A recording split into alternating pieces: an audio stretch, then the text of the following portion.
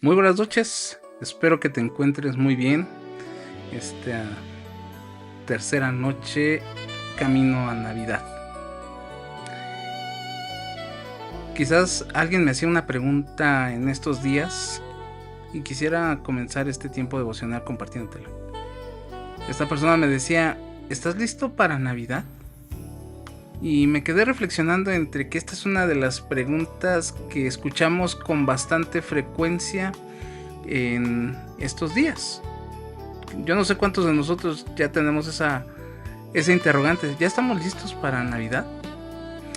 Pero déjame contarte algo que tiene que ver con los cristianos del primer siglo. Durante los primeros 3 siglos de la existencia de la iglesia, después de la era apostólica, la era de la patrística y después la conformación ya de la iglesia como parte de un imperio, pues no era la celebración de Navidad algo clave. Es más, no era como nosotros la conocíamos. Buscando en la historia de la iglesia hay un dato bastante curioso. La iglesia en Escocia durante muchísimo tiempo no celebraron la Navidad.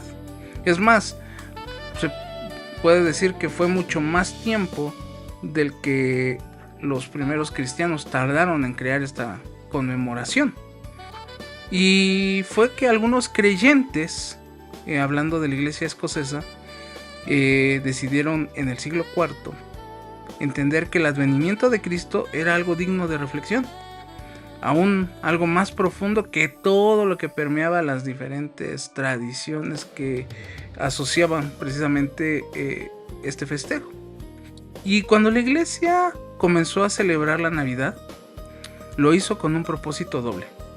Número 1, mirar hacia atrás, hacia lo que llamamos la encarnación, y también hacia adelante, hacia la realidad de que este mismo Jesús, que vino como un bebé, pasó relativamente desapercibido, regresaría algún día con poder y con gloria, como dice la palabra.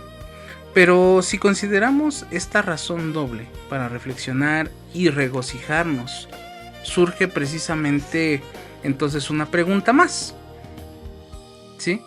Que quizás sería más importante que la primera. Mi pregunta sería, ¿estamos listos para Jesús?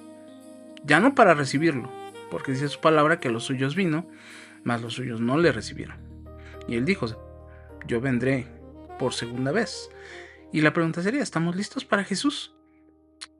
A veces, cuando hablábamos de la historia de Adán y Eva el día de ayer, la primera pareja que Dios creó con la promesa de aquel que aplastaría la cabeza de la serpiente, a la espera del niño que nacería para revertir los efectos de la caída. Bueno, pues sin embargo, vino una segunda generación, lo que se le conoce como la segunda generación de la humanidad. Esa segunda generación no presenció salvación, sino era una generación que miraba de constante en constante homicidios, seres humanos que ya no necesitaban una serpiente parlante, pero porque ahora el poder del pecado ahora estaba dentro de ellos. Los movía a divisiones, a asesinatos, a venganzas. Interesante, ¿no? Cómo es que esa pequeña semilla que sembró la serpiente terminó atentando contra lo más bello de la creación, que éramos nosotros. Hombres y mujeres se veían atraídos por la realidad interna de un magnetismo destructivo. Es lo que se llama pecado. ¿Por qué? Porque el pecado destruye todo lo que Dios hizo bueno y se extendió por toda la humanidad, separándonos de nuestro Padre, de nuestro Creador, y vernos ahora solamente como seres humanos, seres creados, alejados de su Creador. Por eso es que durante 10 generaciones, de acuerdo a la Biblia, en Génesis 6, si hiciéramos ese seguimiento, la corrupción de la humanidad, tanto del corazón como de sus actos, era tan grande que Dios se dijo a sí mismo: voy a borrar de la superficie de la tierra al ser humano que he creado. Dios, que estaba y seguía estando bajo control de todo, el Dios que confeccionó las aguas en la belleza de la creación, decidió hacer uso de las mismas aguas como una expresión de purificación, pero también de juicio. Esta idea es sumamente perturbadora. No es la clase de pasaje bíblico que nos alegre las mañanas como para reflexionar en él en nuestro devocional matutino, pero quizás tampoco lo incluiríamos en una tarjeta navideña. Sin embargo, las escrituras son claras. Dios ejecutará su juicio final. No obstante, al mismo tiempo Dios es claro. ¿Por qué? Porque Dios, cuando cumpla eso, será un libertador misericordioso y compasivo. En medio de la corrupción y de la cúspide del juicio que se encontraba la humanidad, apareció un hombre que contaba con gracia delante del Señor, o como dicen algunas otras versiones, contaba con el favor del Señor. Un hombre justo, un hombre íntegro entre sus parientes, entre sus contemporáneos. Y ahí es donde aparece este hombre, Noé, el cual fue un hombre que anduvo fielmente con Dios. Él sabía quién era Dios. Él confiaba en cada una de sus promesas y sabía que si algo había prometido, Él lo cumpliría. Y como resultado de su fe y de su obediencia, dice la palabra de Dios, que andaba con Dios. Probablemente muchos de nosotros no sabemos el resto de la historia. ¿Por qué? Porque es una de las historias contadas desde la iglesia infantil a los pequeños. Y muchos de nosotros la conocemos. Pero cuando Dios le advirtió sobre lo que vendría, le explicó cómo sería el rescate de él y de su familia. Algo sorprendente, algo irrisorio, algo que muy probablemente pues a sus contemporáneos les causó risa. ¿Cómo vas a construir un arca en medio de este lugar? Pero Noé construyó obedientemente. Algunos se preguntan, ¿cuánto mediría esa arca actualmente? Pues sería el equivalente al largo de un campo y medio de fútbol. Así que imagínense el tiempo que él tardó en poder preparar toda esa obra, porque era cortar la madera, era serrucharla, era cerrarla, era prepararla, era alistarla y después cumplir con cada uno de los aspectos del diseño divino. Entonces la construyó un día a la vez, confiando plenamente en la palabra de Dios. Y esperó y se preparó para cuando llegó el juicio. ¿Por qué? Porque él sabía que Dios era un hombre de palabra. Dios iba a cumplir lo prometido. Entonces, la perseverancia y la confianza en Dios son características que describen nuestra vida. ¿Por qué te digo esto? Porque eso era lo que era Noé. Era un hombre perseverante, pero también era un hombre que confiaba en Dios. No era un hombre que solamente decía, creo en Dios, como lo hacemos muchos de nosotros, o lo reducía a una expresión dominical, de decir, ya cumplí con estar en la casa del Señor. Bueno, en aquel entonces no lo había, ¿verdad? Pero, de alguna manera, con estas características, Noé decía, yo sí estoy listo, en este caso para el juicio. Pero si lo trasladáramos al tema de nuestro devocional de esta noche, él sí estaba listo para Jesús. Quizás estemos listos para la Navidad y hacemos un checklist de las cosas, regalos que estén bien envueltos, decoraciones que se parezcan quizás a los de una película o aún la superen, que mi calendario social esté repleto, que pueda estar en las reuniones familiares, sociales, de amigos, del trabajo. Y déjame decirte que eso no es malo, de hecho es muy bueno, el poder compartir con otros este tiempo. El problema es que es tentador centrarnos más en estas cosas que nuestro mundo nos ofrece, que a veces nos sucede así con lo que es pecaminoso. Quizás puede sonar un poco extraño que te diga esto en un devocional de Navidad, pero muchas veces eso sucede en nuestra vida diaria. Nos enfocamos más en las cosas que no edifican nuestra vida cristiana y que glorifican a Dios, que realmente dejamos de andar con Dios. Y por lo tanto dejamos de estar listos para Jesús y por ende dejamos de estar listos para su segunda venida. ¿Por qué? Porque cuando hablamos de ese tema la gente se escandaliza, la gente se preocupa, la gente entra a veces hasta en pánico. Pero se nos olvida que Jesús no viene a destruir. Se nos olvida que Jesús viene para salvar, y es cierto, tiene que hacer juicio. Así que no sabemos exactamente cuándo eso ocurrirá, pero sí se nos ha dicho que debemos estar alertas. Se nos ha dicho que tenemos que estar pacientes, y se nos dice que tenemos que asegurarnos de que estar listos. Yo creo que eso es lo más importante de la vida cristiana, porque a veces, lo he dicho, estamos tan preocupados cuando leemos Apocalipsis por todos los acontecimientos, pero se nos olvida lo que sucede desde el versículo 1, que nos dice: esta es una revelación de Jesucristo. Y a veces nos dejamos ir con lo alarmista, con lo sensacionalista de las situaciones, y nos olvidamos de andar con Dios.